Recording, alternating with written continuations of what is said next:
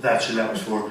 The other one, again, doesn't matter how much it's wrestling lore, never happened. And it won't matter. There is a guy on our writing team now that I sat there and had a conversation with Taker in front of him, and still believes it happened.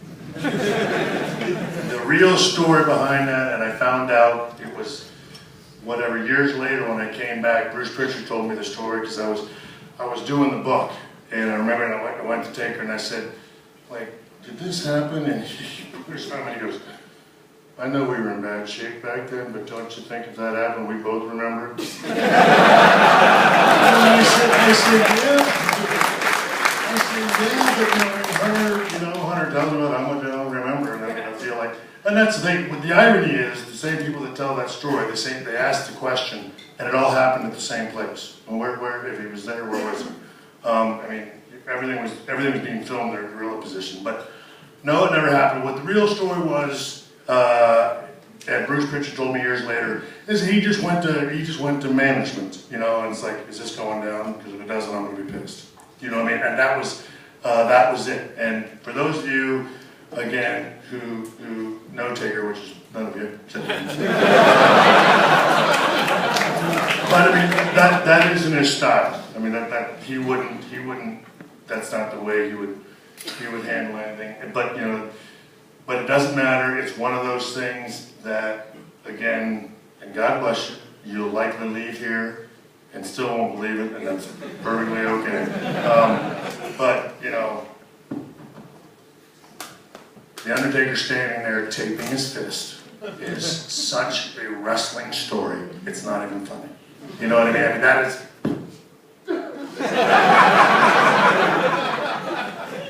I hate to break this to you, those things don't happen in real life. If a man's going to get in a fight or spend something, you don't stand there. Any real man who's been in a real fight, anyway, doesn't stand there. I'll take it out to go stand there and go, if you don't do the job, I'll beat the living shit out of you.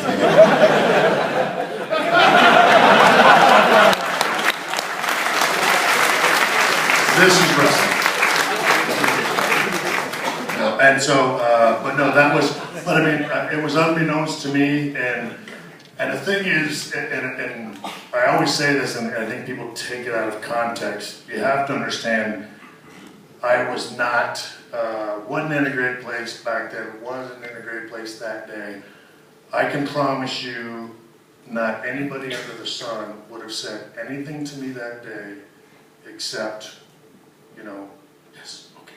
It was everything they could do to get me to the ring. It was very difficult.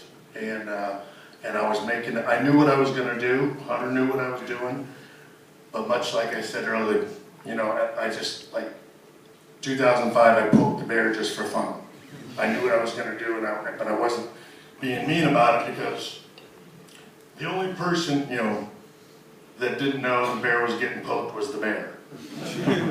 That day, everybody, creative, everybody in charge and all that, they knew I was messing around because we'd all already talked about it. And so the difference at 14 was, the only person that knew that I was going out there and doing the right thing was Hunter. And I told Steve, but Steve was, he wasn't sure, and I made everybody sweat bullets the entire time. And so, and again, I'm not saying that was the right thing to do. Again, it wasn't, but that is what I did.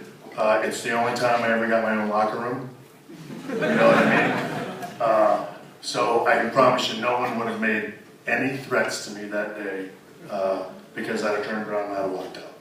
And again, I don't say that proudly, and again, that's why the other story's a lot easier to believe, because it makes me sound not tough, and I'm not trying to imply I was tough then.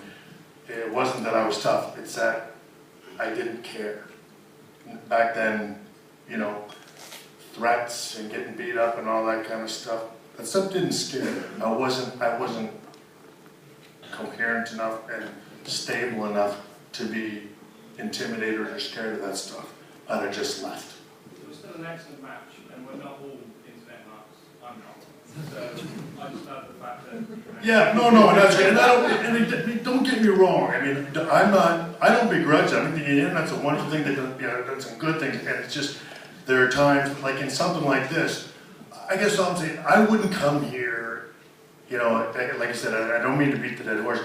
I'm a 50-year-old guy. I wouldn't admit in my book to being incoherent and out, you know, not sober, not anything, and had my 2-year-old son crawling on me. You know, my bottom moment was that, when my son, you know, Daddy's tired, and he was starting to notice. To me, that's the most degrading, worst moment of my life. And somehow there are people, you know, that watch wrestling that think somehow something else would be more humiliating for me to admit to. And that just isn't the case. If Undertaker were standing there wrapping his fist, I'd tell you. You know what I mean? Because that's not more embarrassing to me or more humiliating to me than my 2-year-old son giving me the wake-up moment of my life. And that's the only reason I sort of, I try to stress it. I'm not knocking the internet guys. I mean, look, they just write what they're told. You know what I mean? It's just, you know, at the same time, I've never met one of them. You know what I mean? And so, I don't mean to accuse you of that, I guess is what I'm saying. It's just, I wouldn't come here and do stuff like this and deny a story if it were true just to keep my image up. Again, the guy last night, he thinks I should. He takes the shine off. 20 years from now, either what I did in that ring is going to make you guys still think I was great or wonderful or whatever, or it's not. I'm not going to spend the rest of my life fighting that battle. You know what I mean?